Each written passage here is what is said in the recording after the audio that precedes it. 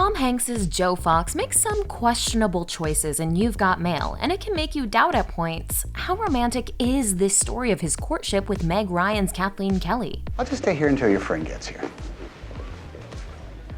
Gee, is he late?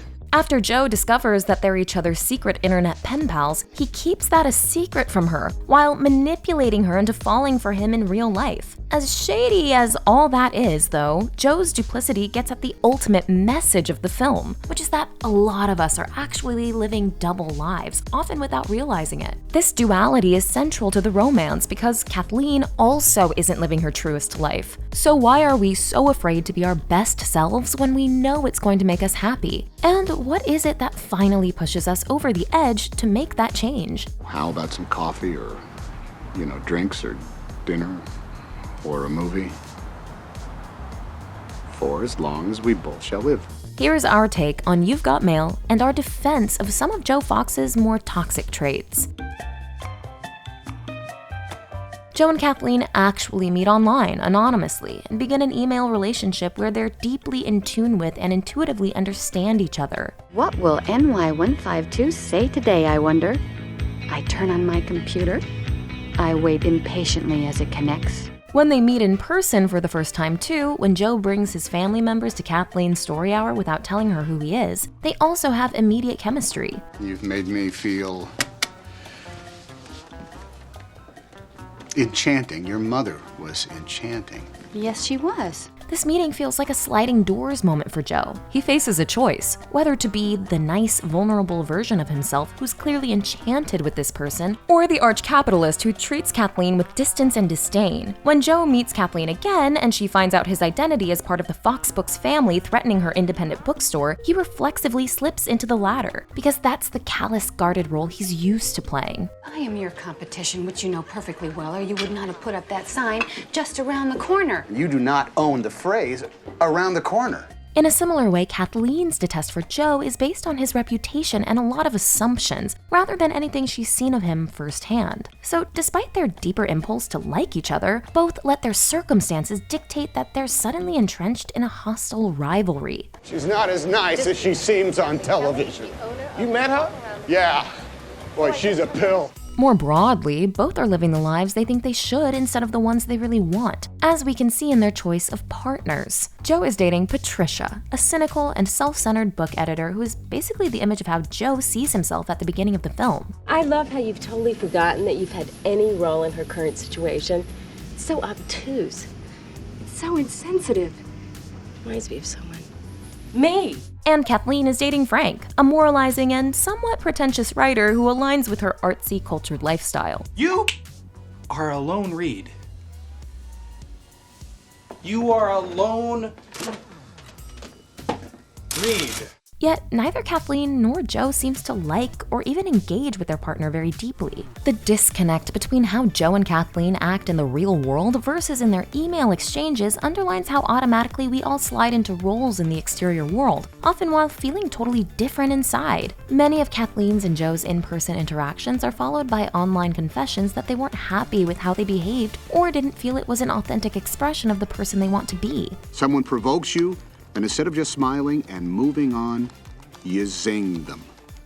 Hello, it's Mr. Nasty. Joe is too business-minded, undervaluing sentiment because of how his wealthy, bottom-line driven family has conditioned him. Meanwhile, Kathleen is too personally invested in her business. She's clinging to the shop as a way to avoid fully having to separate from her late mother, seeing it almost as an extension of her mom's life. I was decorating my Christmas tree, unwrapping funky ornaments made of popsicle sticks, and missing my mother so much I almost couldn't breathe. Much of her anger at Joe is really sadness that her mom's shop isn't equipped to survive in a modern capitalist landscape, and losing the shop makes her feel the loss of her mother all over again. I feel as if a part of me has died, and my mother has died all over again. But in fighting so hard to keep the store open, she's not facing the reality of her mother's death. And she's ultimately living her mom's life, devoting herself to her mother's memory instead of pursuing her own dreams. This is similar to how Joe blindly carries on his family's business while fearful of the person it's turning him into. If I really knew you, I know what I would find. Instead of a brain, a cash register. Instead of a heart, a bottom line. It's only when Joe's and Kathleen's business relationship ends because Kathleen's shop is forced to close that they get the chance to start again. Kathleen is forced to push herself into new original territory. There's this children's book editor I know from this store, and she's excited to read it when I'm finished. Yeah? Who would ever have thought that I would write? And the pair can just get to know each other like they did online and realize organically that they get on pretty well. Their happy ending, which feels so precarious, so close to not happening, reminds us how hard it is to stop behaving automatically as we think we should and start living as our real selves, and how rewarding it is if we take the leap. So if we know what we really want, what's actually stopping us from just going for it? One big lesson in the film is how hard it is to change someone's first impression of you, and there is a scientific basis to this. Psychologist Bertram Goronsky found that after a bad first impression, the brain treats any later experiences that contradict the first impression as exceptions to the rule. This means that if you really want to change a first impression, you have to be persistent. Please leave, I beg you. You've Got Mail is loosely inspired by Jane Austen's Pride and Prejudice, and likewise, in that story there's a major roadblock for Elizabeth and Mr. Darcy's romance created by bad first impressions. Elizabeth is very agreeable. Perfectly tolerable, I dare say. Not handsome enough to tempt me. The very title Pride and Prejudice also gets at two of the inner factors that make us so blinded by first impressions. In Pride and Prejudice, the more obvious narrative is that the wealthy snob Darcy is too proud and Elizabeth is too prejudiced against him based on false information she's heard about him. Just as in this story, Kathleen is prejudiced against proud Joe due to Fox books. But as Joe himself suggests, really both characters are prejudiced and proud. Elizabeth Bennet in Pride and Prejudice. She was too proud. Or was she too prejudiced and Mr. Darcy is too proud? Fire Island, a contemporary queer retelling of the same story, emphasizes how our surrounding societies can reinforce these bad qualities in us. Will may be standoffish, but his rich friends are actively rude to Noah and his group, and so Noah sees that as evidence that Will is cut from the same cloth. Each has to be similarly persistent for these impressions to be overcome. You have to trust me.